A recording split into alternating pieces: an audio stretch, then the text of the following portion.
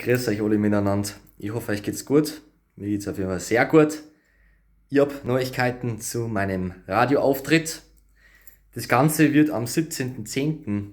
passieren. Ja.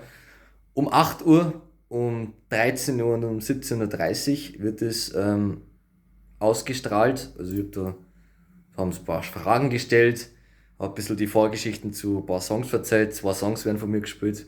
Und wer will, kann sich das gerne anhören. Also nochmal 17.10. um 8 Uhr, 13 Uhr oder 17:30 Uhr. Da bin ich natürlich gefreut, wenn ein Haufen Leute das anhören daten. Und wenn ihr es anhören wollt, dann müsst ihr einfach bloß auf die Seiten von Radio Buge, auf die Internetseiten und das dann anhören. Oder wenn ihr DAB-Radio habt, einfach Radio Bu suchen. Oder ich weiß jetzt nicht, ob das lokal ausgestrahlt wird, das Radio. Ich weiß nur auf jeden Fall, dass das sicherlich ein DAB-Radio ist. Aber ob das lokal ausgestrahlt wird, auch weiß ich jetzt nicht. Auf jeden Fall wird das im Chiemgau, also Radio aus dem Chiemgau. Und wer von da kommt, kann einmal schauen, ob er das irgendwie empfangen kann. Und genau, ich darf mich freuen, wenn ein Haufen Leute das anhören daten. Und das war's eigentlich schon.